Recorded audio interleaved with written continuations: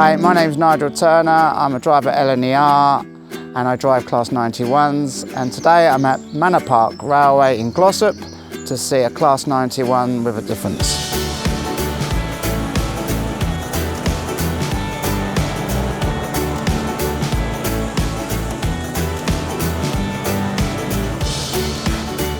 My name's Caleb. Hi there. Nice to meet you, nice to meet you. Well, welcome to my little miniature Class 91. How, I'm sure it's a little bit smaller than the engines that you're used to working with. just a tad.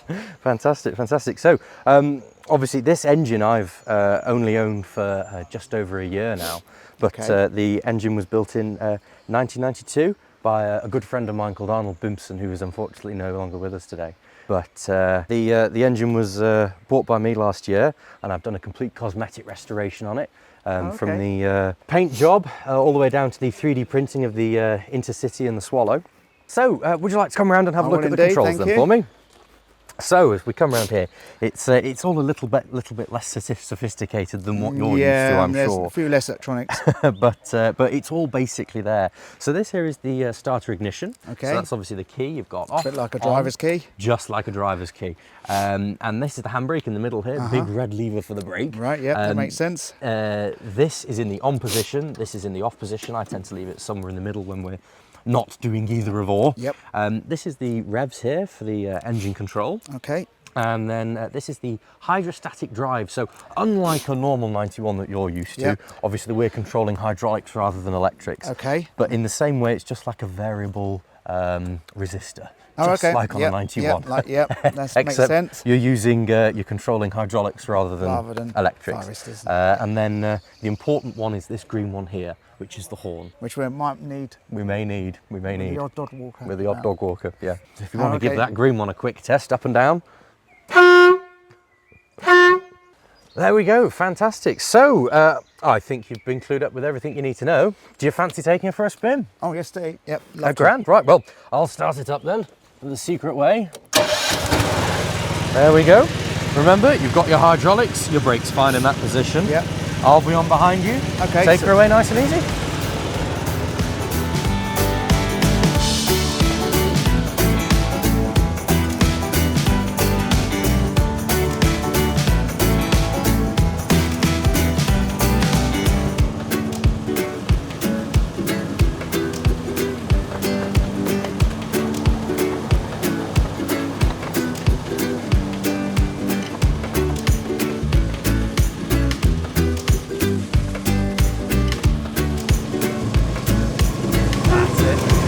If you engage full hydraulics now, that should see you into the station.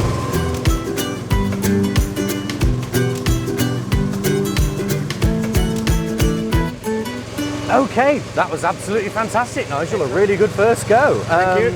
So what we'll do now is I'll unhook you from the carriages. Yep. And if you want to take a nice and slow up and onto the turntable.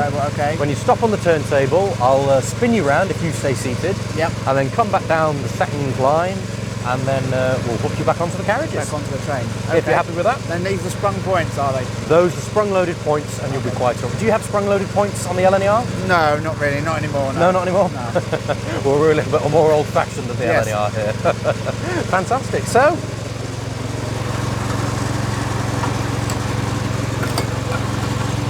you're unhooked. Take her away when you're ready.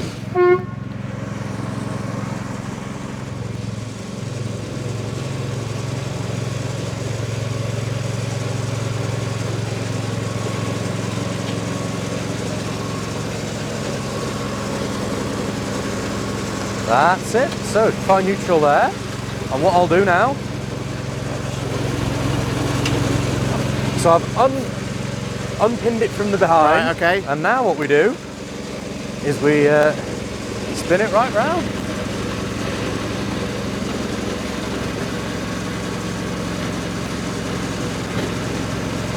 And there you go. You're good to go.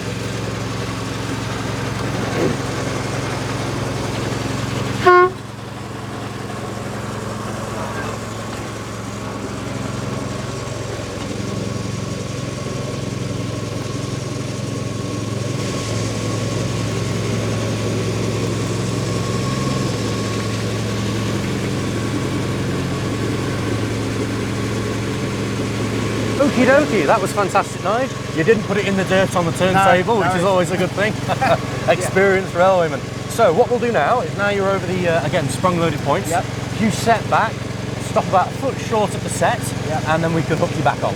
Okay? Okay, all right to go. All good to go.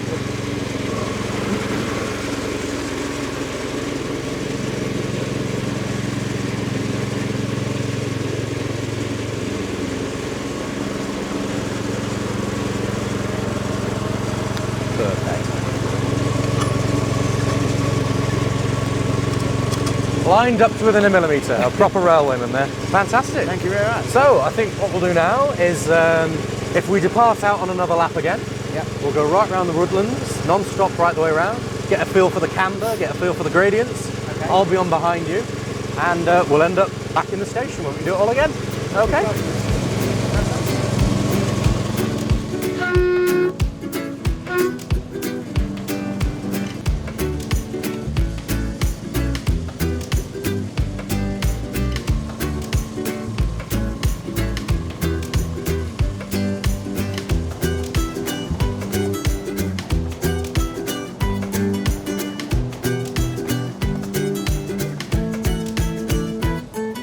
Nigel, that was absolutely fantastic. The controlling of the engine, the stopping, backing onto the set, and hooking on your... Yeah, it was good. I enjoyed it. Yeah, good. I can tell you've done it before. Now then, I think you're good to go with some passengers. So, yep, and it won't be for the first time. Fantastic. If you're happy, I'm happy. Let's... Yep, I'm happy. Let's go.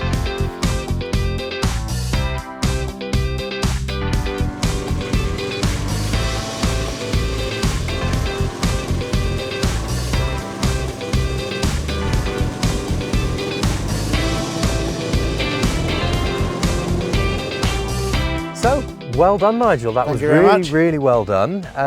How did you find driving my miniature version of a 91 compared to It's a real challenge with the hydraulics. It's a challenge. Yeah, it was completely opposite to the standard real 91, but you know, interesting as well. Mm-hmm.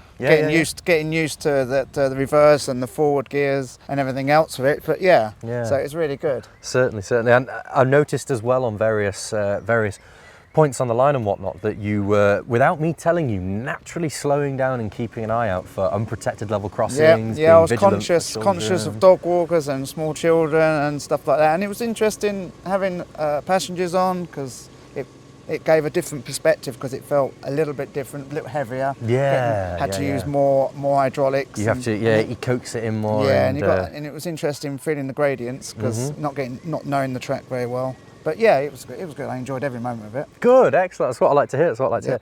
I always think that whenever you look at the big standard gauge railways, the tolerances are very high.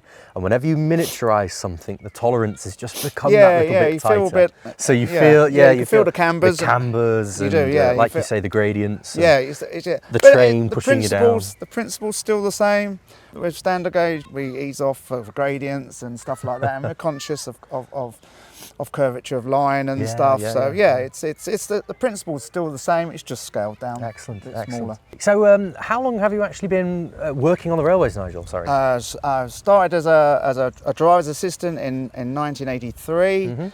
And progressed into driving at 1987, 1988. I passed out as a driver on the freight, Hither Green on the southern region, and progressed through for many years until 2002. I transferred to GNER, and that's when I first come across the Class 91. I see, in the GNER livery. Well, that's very funny you should say that, because obviously after hoiking the engine out of the shed, I went through my restoration process, and as I was sanding back the disgusting grey undercoat that was put on it, I sanded back through that and got to a GNER livery. Oh, okay. And it said GNER on the side, and then sanding back further through the GNER blue with the logo on the side, I got back to a Virgin livery. Oh, blimey. And then sanding back through the Virgin livery, I eventually got to the BR InterCity Swallow livery. Oh, okay. And it was at that point that I then copied out all the points and references and then sprayed it up in cellulose to what we can see today. So how did you